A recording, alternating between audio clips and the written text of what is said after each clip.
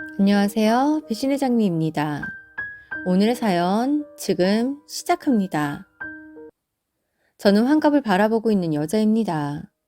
제게는 결혼했을 때부터 혼자 계셨던 홀 시어머니가 계십니다. 남편은 연애 시절부터 결혼하면 혼자인 어머님을 당연히 모시고 살아야 한다고 했고, 콩깍지가 단단히 씌인 전 이 사람과 결혼을 하면 당연히 어머님을 모시고 사는 것이라고 생각을 했어요. 남편은 시댁의 큰 아들이었고 아래로는 시누이와 시동생이 있었습니다. 그랬기에 전 결혼을 함과 동시에 시댁 식구들까지 모두 함께 살게 되었고 단란한 둘이 아닌 시댁 식구들까지 해서 다섯이서 함께 했지요. 결혼을 해 함께 살게 되자 어머님은 집안일에서 손을 놓으셨습니다. 대신 제가 요리를 할 때면 식탁에 앉아 예, 그건 설탕을 말고 물엿을 넣어야지.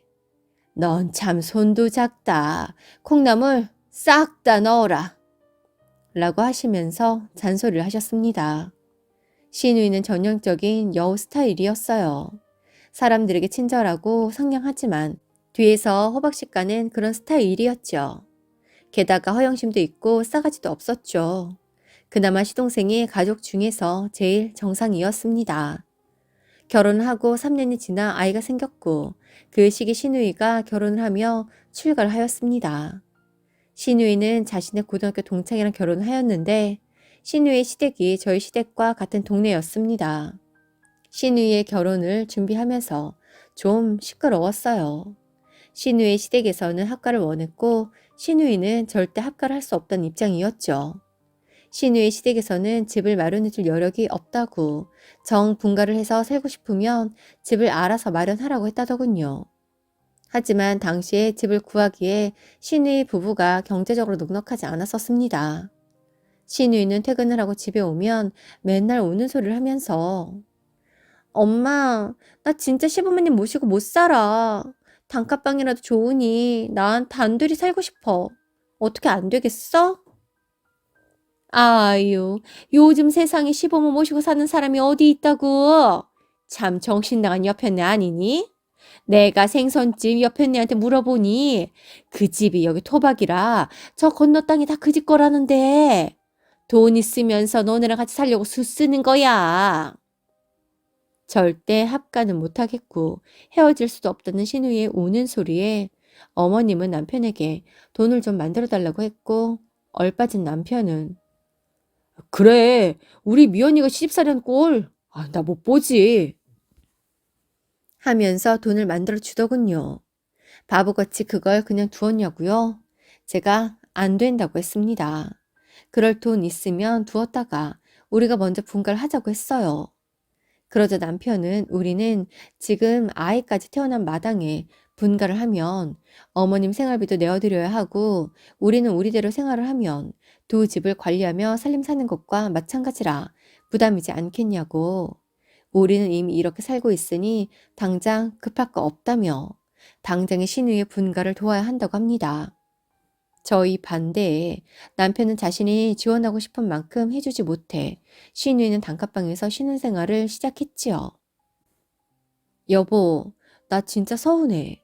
어머님 모시고 사는 사람 여기 있는데 어머니는 딸이 시집살이 하는 걸 못 본다며 당신에게 돈 만들어 오라고 하고 당신은 자기 동생 시집살이 하는 걸 못 본다고 또 그 돈을 만들어 왔어?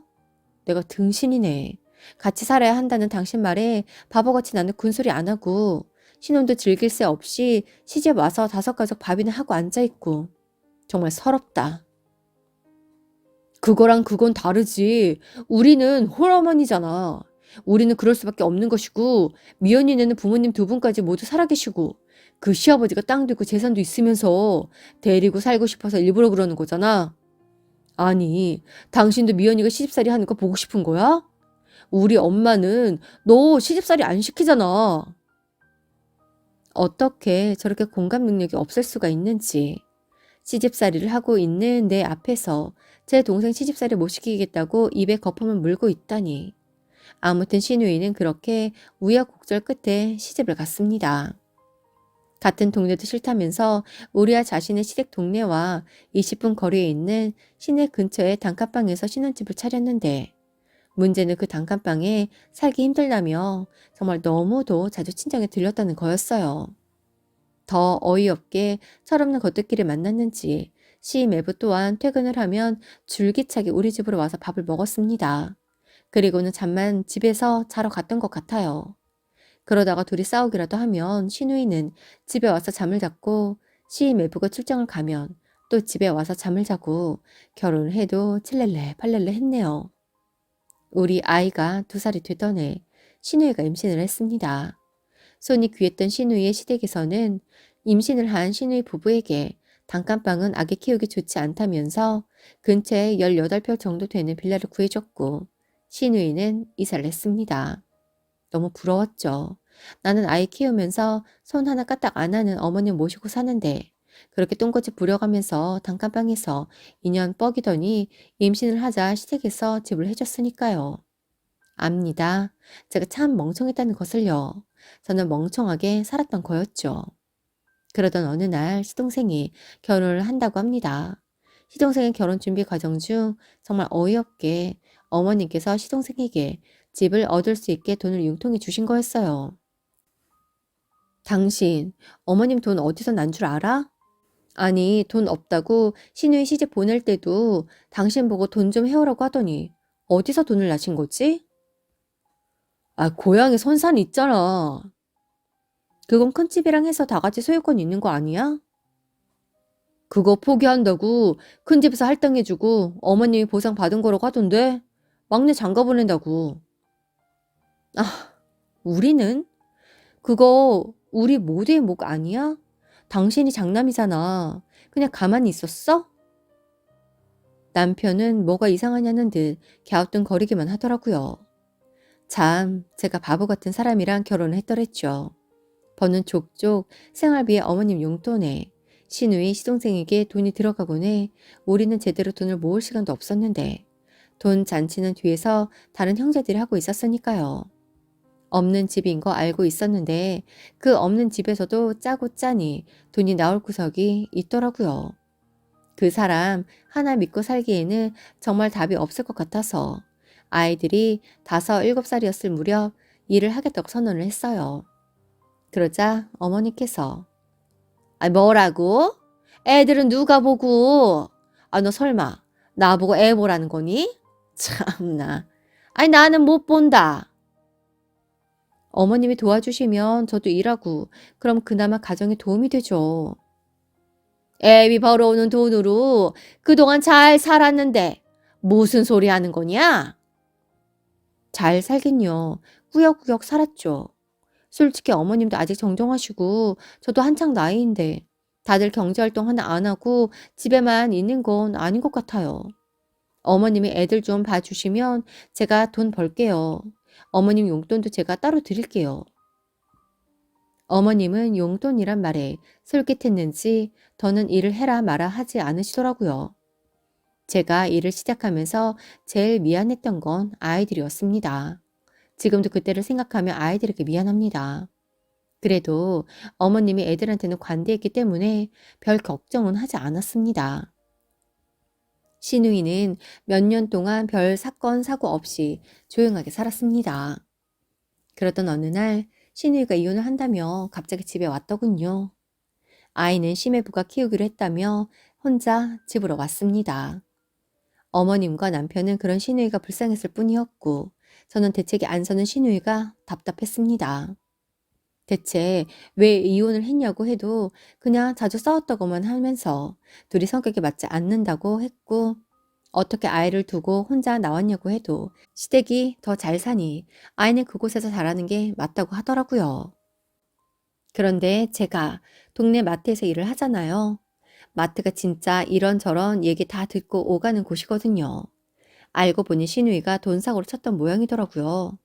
카드 대출부터 사채까지 써댔고 그 사실을 심해부가 알게 되어 시누이의 시댁에서까지 알게 되면서 갈등이 고조되었다고 합니다. 그 일로 집을 팔게 되었고 그럼에도 자신의 시댁에는 못 들어간다는 시누이의 똥꼬집에 이혼을 당한 모양이더라고요. 정말 할 말이 없었어요. 아무튼 이혼을 하고 집에 들어온 시누이는 취업을 할 생각도 없이 그냥 먹고 놀고 하더니 하루는 일을 마치고 온 저에게 언니, 저도 용돈 좀 주세요. 엄마는 용돈 주신다면서요? 네? 무슨 소리 하는 거예요? 아니, 생활을 하려면 돈이 있어야 하잖아요. 나이가 몇인데 취업을 해야죠. 언제까지 집에 있을 거예요? 내가 애들 봐주잖아요. 그러니 내가 하기 전에 먼저 알아서 챙겨줘야 하는 거 아니에요? 네? 아가씨가 애들 안 봐줘도 되니까 일하세요. 진짜 어이없지 않나요? 집에서 놀고 있으면서도 애들 옷 한 번 입혀주고 밥 한 술 입에 떠먹여 준 걸 본 적이 없는데. 그리고 그때 큰애가 초4, 둘째가 초2여서 별 다르게 손이 갈 나이도 아니었거든요.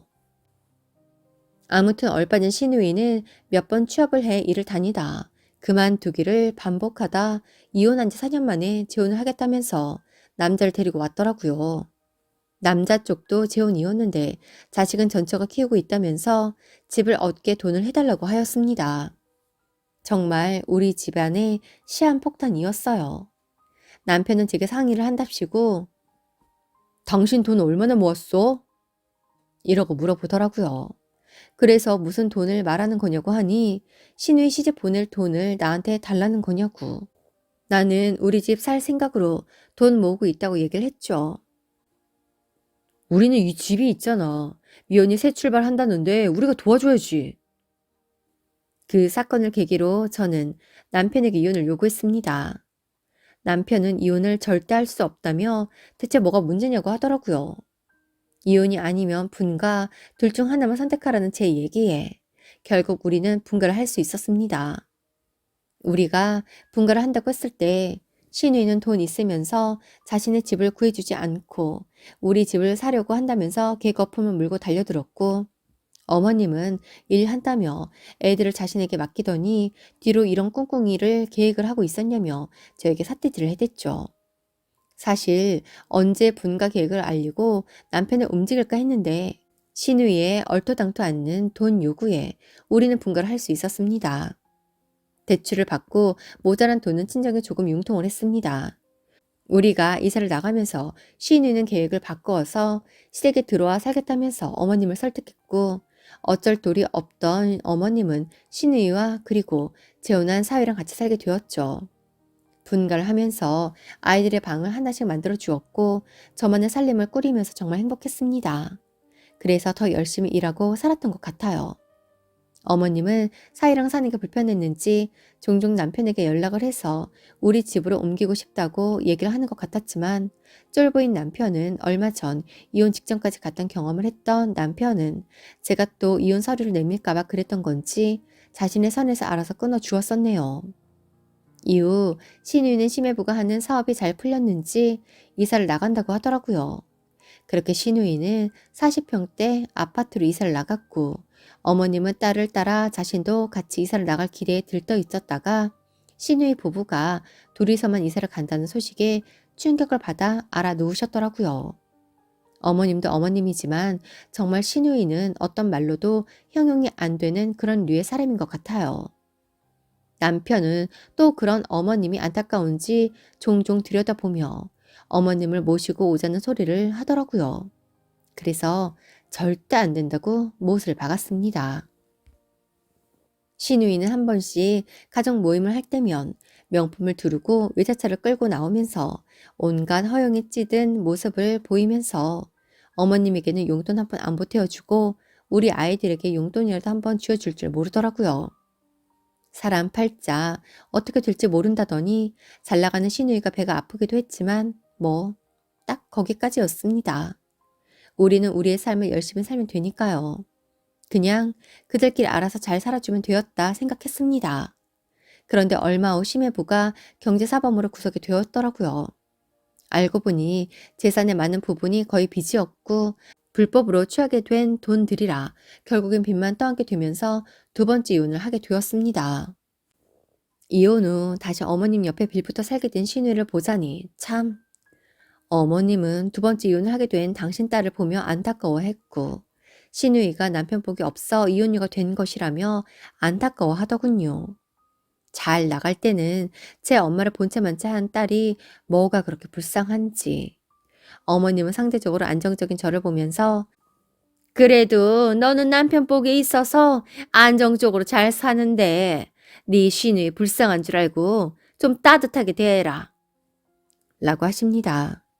이런 집안이 싫다고 진작에 등 돌린 시동생과 동서는 연락을 안 하고 산 지도 꽤 되었고 그나마 머저리 같은 아들 덕에 용돈이나 받으면서 연명하는 줄 모르고 악다구니 쓰면서 저 혼자 잘 산다고 혀를 끌끌 차던 어머님과 시누이는 시누이의 주식 노름에 집까지 모두 날리고 저희 집에 들어와 살겠다면서 같이 살 생각이 없다면 둘이 살 집을 구해 놓으라며 한바탕 난리를 쳤죠.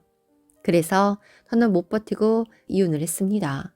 당연히 소송으로 이어갔고 이혼은 저에게 유리한 조건으로 성립이 되었습니다. 올해로 이혼을 한 지 만 10년이 되었네요. 큰 딸은 결혼을 해서 잘 살고 있고 아들은 회사를 잘 다니고 있습니다. 저는 아직까지 경제 활동을 하고 있습니다. 제 앞으로 아파트도 있고 작은 오피스텔도 있네요.